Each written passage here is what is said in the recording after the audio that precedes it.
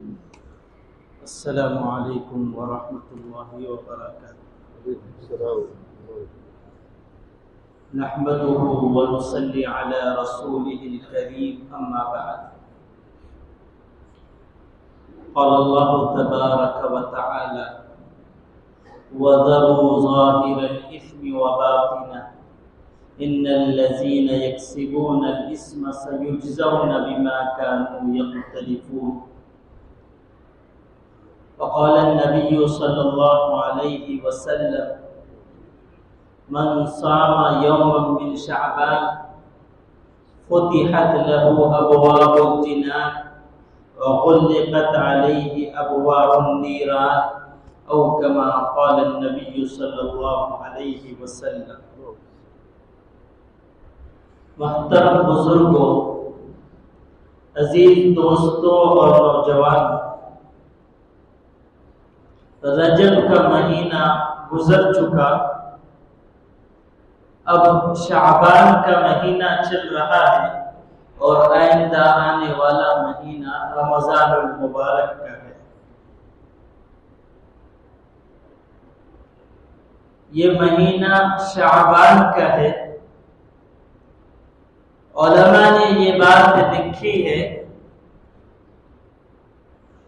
کہ شعبان کا لفظ یہ شعبہ سے بنا ہے۔ شعبہ کہتے ہیں ایک حصے کو، ایک ڈپارٹمنٹ کو، جیسے کہ بعض مرتبہ ہم کہتے ہیں شعبہ برقیات، یعنی پاور ہاؤس کا ڈپارٹمنٹ۔ اسی طریقے سے ہمارے یہاں مدارس میں جو چلتا ہے شعبہ دینیات ہے، شعبہ حفظ ہے، شعبہ عالمیت ہے، یہ الگ الگ شعبے ہوتے ہیں، الگ الگ ڈپارٹمنٹ ہوتے ہیں۔ تو علماء نے یہ بات لکھی ہے کہ شعبان یہ شعبہ سے بنا ہے، اور اس کو شعبان اس لیے کہا گیا کہ اللہ رب العزت کی جانب سے جو فضل اور کرم ہوتا ہے، جو رحم اور اللہ کی جانب سے احسان، مہربانی اور عنایات ہوتی ہے، وہ اس مہینے میں مختلف حصوں میں تقسیم ہو جاتی ہے۔ بلکہ علماء نے یہ بات کہی ہے کہ اللہ رب العزت کی رحمت کے بہت سارے حصے اس مہینے میں کام کرتے ہیں، یا جس میں تھوڑا بہت کام ہو رہا تھا اب اس کو کام کو بڑھا دیا جاتا ہے۔ یعنی سمجھنے والی بات یہ ہے کہ اللہ کے رحم اور کرم کے، اللہ کے فضل کے جو معاملہ ہے اس مہینے میں زیادہ بڑھ جاتا ہے۔ چاہے فرشتوں کو کام بڑھا دیا جاتا ہے، یا فرشتوں کو جو ہے انسانوں کی طرف متوجہ کر دیا جاتا ہے کہ اب یہ رجب کا مہینہ ہے اور شعبان کا مہینہ ہے، اس مہینے میں اللہ کے بندے اور میرے بندے خصوصی جو ہے عبادتوں میں لگنے والے ہیں، شعبان میں بھی روزہ رکھیں گے اور رمضان المبارک کے لیے اپنے آپ کو پہلے ہی سے تیار کر لیں گے۔ تو گویا کہ فرشتوں کو اللہ کے رحم و کرم کو تقسیم کرنے کے لیے، اللہ کے فضل اور کرم کو بانٹنے کے لیے یہ اللہ کی جانب سے بہت سارے شعبے اور بہت سارے حصے کام کرتے ہیں۔ اس وجہ سے اس کا نام شعبان رکھا گیا۔ اور یہ میری اپنی بات نہیں ہے، یہ علماء کی تحقیق ہے، اور علماء نے یہ بات لکھی ہے کہ اللہ کی خصوصی عنایات ہوتی ہے، اور اللہ اپنے بندوں پر رحم، کرم اور فضل اور عنایات نچھاور کرنا چاہتے ہیں، اس لیے بہت سارے ڈپارٹمنٹ میں بہت سارے حصوں میں کام کو تقسیم کر دیا جاتا ہے فرشتوں کے درمیان۔ اسی طریقے سے علماء نے یہ بھی بات لکھی ہے کہ شعبان کے 5 لفظ ہیں۔ پہلا لفظ ہے شین، فرمایا کہ شین سے مراد شرافت، کرامت اور عظمت ہے، اللہ کی بزرگی ہے۔ عین کا مطلب علو مرتبت ہے، یعنی بلندی مقام ہے۔ اسی طریقے سے با کا مطلب بر اور نیکی ہے، الف کا مطلب اللہ کی محبت ہے اور نور کا مطلب اللہ کا نور ہے۔ علماء نے یہ لکھا ہے کہ جو بندہ اس مہینے میں عبادت کرے، اللہ کو یاد کرے، اپنے آپ کو عبادت میں مشغول رکھے، یا روزہ رکھ رہا ہے، عبادتیں کر رہا ہے، ذکر فکر اور تلاوت میں لگا ہوا ہے، تو اللہ تعالیٰ اس کی عبادت کی بنیاد پر، اس کو اللہ کو یاد کرنے کی بنیاد پر اس کو 5 وعدوں سے نوازتے ہیں، 5 نعمتوں سے نوازتے ہیں، جس میں سب سے پہلی نعمت یہ ہے کہ اللہ تعالیٰ اس کو شرافت، اس کو کرامت، بزرگی نصیب فرماتے ہیں کہ اس مہینے میں بندہ عبادت کر رہا ہے، اللہ اس کے جو ہے کرامت کو اور اس کی بزرگی کو بڑھا رہے ہیں، گویا کہ وہ اللہ کا مقرب اور پسندیدہ بندہ بنتا جا رہا ہے۔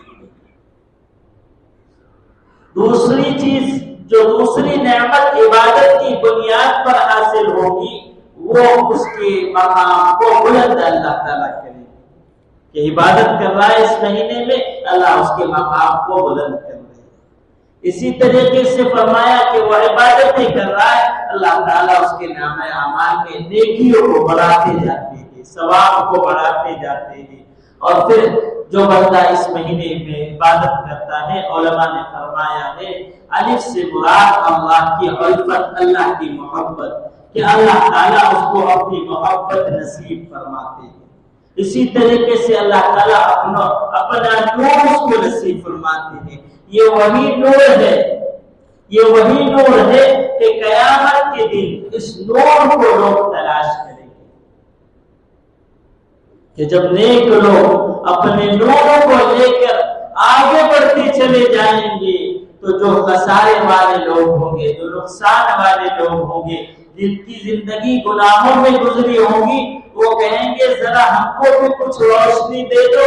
ہم کو بھی کچھ نور دے دو، تاکہ ہم جو ہے جنت کا راستہ طے کریں۔ تو کہا جائے گا کہ یہ وہ نور ہے جو اللہ کی جانب سے ملا کرتا ہے اور اللہ کے نیک بندوں کو ملا کرتا ہے، یہ تو اللہ کے پاس سے ملتا ہے، تم نے گناہوں کے ساتھ زندگی گزاری ہے، یہ نور تمہارے لیے نہیں ہے۔ پھر وہ اسی ظلمت کے اندر اور اسی اندھیرے کے اندر بھٹکتے رہیں گے۔ تو فرمایا کہ وہ نور جو قیامت میں بھی کام آئے گا، اللہ تعالیٰ دنیا ہی میں وہ نور ان کو نصیب فرمائیں گے، کہ دنیا میں بھی چل رہے ہیں اللہ کے اس نور کے ساتھ، اس روشنی کے ساتھ، اس ہدایت کے ساتھ، کہ ہر وقت بھلائی ہے، ہر وقت خیر ہے، ہر وقت دل کے اندر خیر کا، بھلائی کا جذبہ، اس لیے کہ یہ نور جب ملتا ہے تو اس کے ساتھ اللہ کی جانب سے خیر اور برکتوں کا نزول ہوتا ہے۔ بندے کا داعیہ عبادت کا ہوتا ہے اور عبادتوں کے اندر جان پیدا ہوتی ہے، عبادتوں میں مزہ آتا ہے۔ تو گویا کہ اس مہینے میں جو بندہ عبادت کرے گا، مشائخ نے لکھا ہے یہ 5 نعمتیں اس کو حاصل ہوں۔ اسی طریقے سے یہ بات بھی سمجھنے کی ہے، جیسا کہ پہلے بھی میں نے اس کا مذاکرہ کیا تھا، کہ رجب کے مہینے کو اللہ تعالیٰ نے شب معراج کے ذریعے سے فضیلت بخشی، شعبان کے مہینے کو شب برات کے ذریعے سے فضیلت بخشی، اور رمضان المبارک کو شب قدر کی وجہ سے فضیلت بخشی۔ نبی پاک صلی اللہ علیہ وسلم کی حدیث ہے، آپ علیہ السلام نے فرمایا کہ رجب کے مہینے کی فضیلت ایسی ہے جیسے قرآن مجید کی فضیلت دوسری کتابوں کو۔ آپ اندازہ لگائیے کہ دوسری کتابیں عام کتابیں رہتی ہیں، اس کا کوئی ہم زیادہ خیال نہیں رکھتے ہیں، زیادہ ادب احترام نہیں ہوتا ہے، اور نہ دل کے اندر اس کا اتنا کچھ ادب ہوتا ہے، اور اتنا احترام ہوتا ہے، وہ اپنی جگہ پر علم کی کتاب ہے، ہم اس کو علم کی کتاب سمجھتے ہیں، لیکن قرآن مجید کی جو عظمت اور اس کا جو مرتبہ ہمارے دل کے اندر ہے وہ بہت اونچا ہے، کہ قرآن مجید جس رحل پر رکھا جاتا ہے اس کی فضیلت بھی ہمارے سامنے آ جاتی ہے، جس صفحے پر قرآن لکھا ہوا رہتا ہے اس کی فضیلت بھی ہمارے دل میں ہوتی ہے۔ تو گویا کہ نبی پاک صلی اللہ علیہ وسلم یہ بات سمجھانا چاہ رہے ہیں کہ رجب کی فضیلت اور مہینوں پر ایسی ہے جیسے قرآن مجید کی فضیلت اور کتابوں پر۔ اسی لیے پہلے ہی نبی پاک صلی اللہ علیہ وسلم نے ہم کو ایک دعا سکھلائی تھی کہ رجب کے شروع ہونے سے پہلے وہ دعا سکھلائی گئی تھی، اور امت کو نبی پاک صلی اللہ علیہ وسلم نے یہ تعلیم دی تھی، اور اس دعا کا نبی پاک صلی اللہ علیہ وسلم نے اہتمام فرمایا تھا۔ وہ دعا یہ تھی، اللہم بارک لنا فی رجب و شعبان وبلغنا رمضان، کہ اے اللہ برکت نصیب فرما رجب کے مہینے میں، برکت نصیب فرما شعبان کے مہینے میں، اور رمضان المبارک کا بابرکت مہینہ ہم کو نصیب فرما۔ تو نبی پاک صلی اللہ علیہ وسلم نے یہ دعا رجب سے ہی سکھلائی تھی کہ رجب سے اس کو پڑھتے رہنا ہے، تو نبی پاک صلی اللہ علیہ وسلم نے اس کا اہتمام فرمایا ہے۔ تو بہرحال نبی پاک صلی اللہ علیہ وسلم نے جہاں یہ دعا کی تلقین فرمائی ہے وہاں اس طرف بھی اشارہ فرمایا ہے کہ اب رجب کی فضیلت ہے تو وہاں سے اپنے آپ کو جو ہے تیار کر لے، وہاں سے بندہ اپنے آپ کو تیار کر لے، اللہ سے لو لگا لے، گناہوں سے معافی مانگ لے، اور پھر رجب کی برکتیں بھی اس کو حاصل ہو، شعبان کی برکتیں بھی اس کو حاصل ہو، اور رمضان جب اس کو نصیب ہو تو اللہ کی جو خصوصی عنایات، جو خصوصی رحمتیں ہوتی ہے وہ اس کا بہتر اور اچھا اور وافر حصہ اس کو نصیب ہو۔ اسی طریقے سے نبی پاک صلی اللہ علیہ وسلم نے دوسرا جملہ جو ارشاد فرمایا وہ یہ ہے کہ شعبان کو دوسرے مہینوں پر ایسی فضیلت حاصل ہے جیسے ہمارے اور آپ کے آقا سیدنا محمد رسول اللہ صلی اللہ علیہ وسلم کو دوسرے انبیاء کرام پر حاصل ہے۔ ہم اور آپ جانتے ہیں ہمارے نبی کا مقام کتنا بلند اور بالا ہے، کتنا اونچا مقام ہے اور نبیوں کے مقابلے میں۔ تو فرمایا کہ شعبان کا جو مہینہ ہے اللہ اس کی فضیلت کو بتلا رہے، اس کی عظمت کو سمجھا رہے، اور یہ سمجھانا مقصود اس لیے ہے کہ رجب کی بھی قدر کر لے اور شعبان کے مہینے کی بھی قدر کر لے، کہ شعبان کا بہت اونچا مہینہ ہے، اور مہینوں پر شعبان کی فضیلت ایسی ہے جیسے محمد رسول اللہ صلی اللہ علیہ وسلم کی فضیلت اور انبیاء کرام پر۔ اسی طریقے سے تیسرا جملہ نبی پاک صلی اللہ علیہ وسلم نے جو ارشاد فرمایا ہے وہ یہ ہے کہ رمضان المبارک کو اور مہینوں پر ایسی فضیلت حاصل ہے جیسے اللہ تعالی کو اپنے بندوں پر فضیلت حاصل ہے۔ تو رمضان کا مہینہ، اس کا فضل کمال، اس کی رحمتیں، اس کی برکتیں ہم اس کا اندازہ ہی نہیں لگا سکتے کہ اللہ کو اپنے بندوں پر کتنی فضیلت ہے، تو رمضان کی فضیلت کتنی ہو جائے۔ تو اس حدیث پاک میں بھی نبی پاک صلی اللہ علیہ وسلم نے تینوں مہینوں کی فضیلت بتلا کر امت کو اس بات کی تعلیم دی ہے کہ وہ رجب کی بھی قدر کرے، شعبان کی بھی قدر کرے، اور جو مبارک مہینہ رمضان کا آنے والا ہے اس کی بھی یہ قدر کرے، اور رجب کی بھی اس کو برکتیں حاصل ہو، شعبان کی بھی برکتیں حاصل ہو، اور رمضان میں بھی یہ اپنے آپ کو اللہ کی نعمتوں سے بہرور فرمائے۔ اسی طریقے سے نبی پاک صلی اللہ علیہ وسلم نے ان تینوں مہینے کی ایک اور فضیلت بیان فرمائی۔ نبی پاک صلی اللہ علیہ وسلم کا ارشاد ہے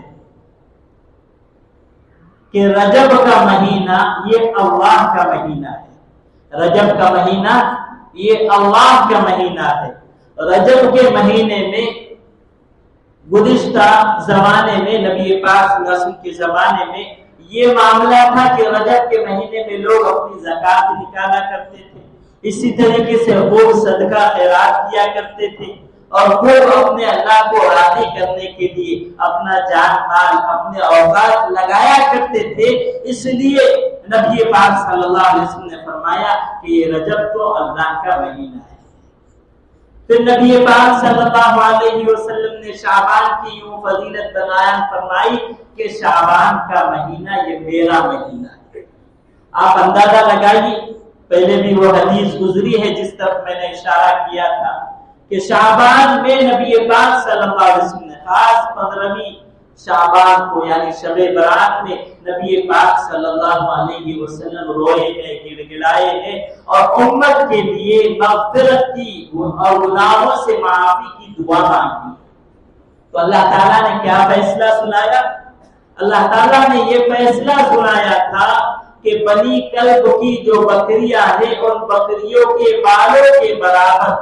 اللہ تعالیٰ جہنمیوں کو جہنم سے آزاد کرتے ہیں۔ گویا کہ ہمارے اور آپ کے آقا نبی پاک صلی اللہ علیہ وسلم نے اللہ سے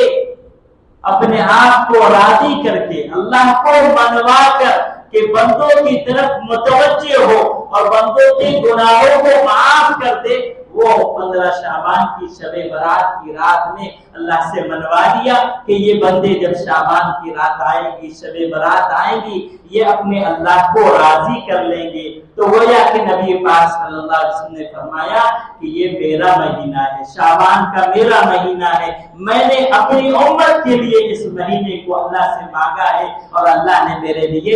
بشارت کا اور مغفرت کا اعلان فرما دیا ہے کہ جو بندے متوجہ ہوں گے، توبہ استغفار کریں گے، میں ان کے گناہوں کو معاف کر دوں گا۔ پھر تیسرا جملہ نبی پاک صلی اللہ علیہ وسلم نے یہ ارشاد فرمایا کہ رجب کا مہینہ تو اللہ کا مہینہ ہے، شعبان کا مہینہ فرمایا میرا مہینہ ہے، اور رمضان المبارک کا مہینہ امت گناہگار امت کا مہینہ ہے کہ جو شب برات میں یا شعبان میں توبہ استغفار نہیں کر سکا، پیچھے رہ گیا، دنیاوی مشاغل میں یا اپنے کاموں میں پیچھے رہ گیا اور توبہ کی توفیق نہیں ملی، تو رمضان المبارک کا مہینہ جس میں اللہ تعالیٰ کی طرف سے خصوصی عنایات ہوتی ہے اور نہ چاہتے ہوئے بھی ہم نے دیکھا ہے کہ بے طلب لوگ بھی اللہ تعالیٰ طلب پیدا کرے ان کو مسجد میں بھیج دیتا ہے، ان کو بھی توبہ کی توفیق دے دیتا ہے۔ تو اس لیے نبی پاک صلی اللہ علیہ وسلم نے فرمایا کہ گناہگار امت کا مہینہ رمضان المبارک ہے کہ ہر کوئی حاضر ہو جاتا ہے، ہر کوئی کو اللہ تعالیٰ اپنے در پر بلا لیتے ہیں اور کسی نہ کسی درجے میں وہ اپنے گناہوں کو بخشوا لیتا ہے، معاف کروا لیتا ہے۔ اسی طریقے سے علماء نے یہ بات لکھی ہے، یہ بہت سمجھنے والی بات ہے، امام ربانی مجدد الفسانی رحمۃ اللہ علیہ نے یہ بات لکھی ہے کہ شعبان کا مہینہ یہ رمضان المبارک کا مقدمہ ہے، اس کی ابتدا ہے، اور یوں ارشاد فرمایا کہ دیکھو ہم دیکھتے ہیں کہ ابھی سورج نہیں نکلا ہے، سورج جب نکلتا ہے تو سورج کے نکلنے سے 2-3 گھنٹے پہلے کیا ہو جاتی ہے، روشنی چھا جاتی ہے، اجالا ہو جاتا ہے، اجالا ہو جاتا ہے۔ صبح صادق جیسے ہی شروع ہوئی تو کیا ہو جاتا ہے کہ دنیا روشن ہو جاتی ہے، اجالا ہو جاتا ہے، حالانکہ ابھی سورج نہیں نکلا، سورج ابھی نہیں نکلا۔ امام مجدد الفسانی رحمۃ اللہ علیہ فرماتے ہیں کہ یہ شعبان کے مہینے کی مثال ایسی ہی ہے جیسے ابھی رمضان شروع نہیں ہوا ہے، سورج نہیں نکلا ہے، لیکن صبح صادق سے انوارات اور وہ دنیا کو روشن کرنا شروع کر دیتا ہے۔ تو فرمایا کہ 15 شعبان کی رات سے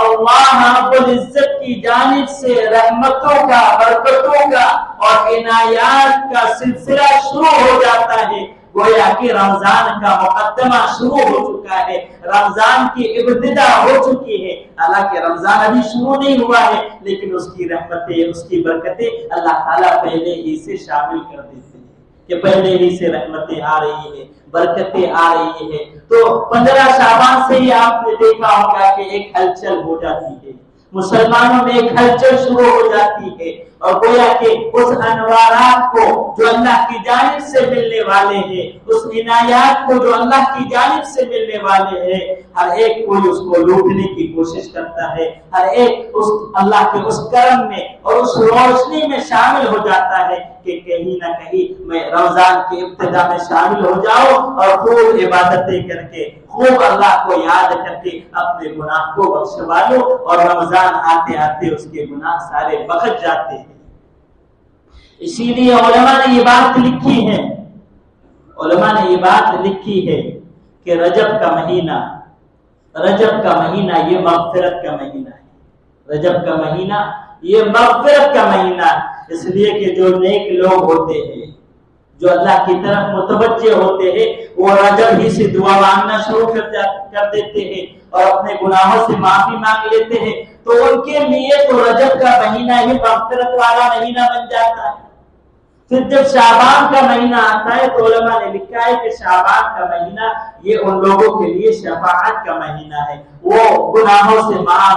معافی منگوا کے اور اپنے آپ کو گناہ سے بخشوا کر ایسی نیک اعمال کرتے ہیں، نیک اعمال میں ایسے آگے بڑھتے ہیں گویا کہ اب وہ نبی پاک صلی اللہ علیہ وسلم کی شفاعت کے مستحق ہو جاتے ہیں۔ پھر فرمایا کہ رمضان کا مہینہ ان کے لیے تو نیکیوں کو بڑھانے کا مہینہ ہے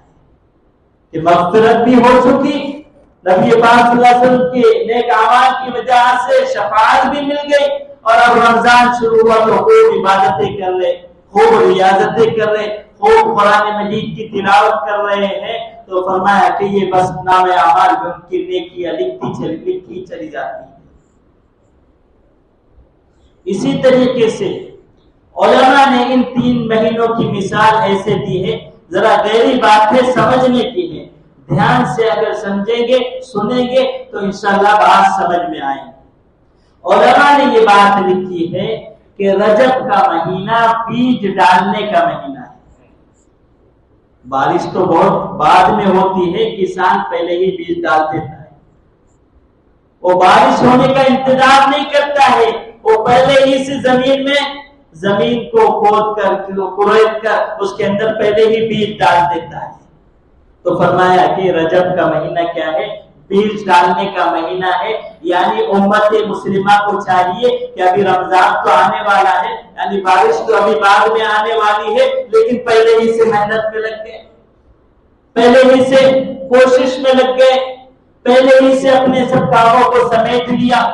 اپنے سارے کاروبار کو سمیٹ لیا، سب کا جو ہے بندوبست کر لیا کہ کب کاروبار ہونا ہے، اور سارے اوقات کی گویا کے تقسیم کر لی کہ فلاں وقت ہمارا عبادت میں رہے گا، فلاں وقت جو ہے، اور جو بڑے کام تھے، مشکل کام تھے، مسائل والے تھے، وہ سارے پریشانیوں والے کام تھے، ان کو رجب میں ہی سب نمٹا دیا تاکہ رمضان جو ہے عافیت سے گزرے اور کوئی ایسی مشکل نہ پیش آئے، کوئی ایسی دشواری پیش نہ آئے کہ روزہ چھوٹ جائے یا عبادت چھوٹ جائے یا نمازیں چھوٹ جائے، تو پہلے ہی سے جو ہے اپنے سب کاموں کو سمیٹ لیا۔ تو علماء نے اسی کو فرمایا ہے کہ رجب کا مہینہ کیا ہے؟ بیج ڈالنے کا مہینہ ہے، گویا کہ کوشش میں ابھی سے لگ جانا ہے۔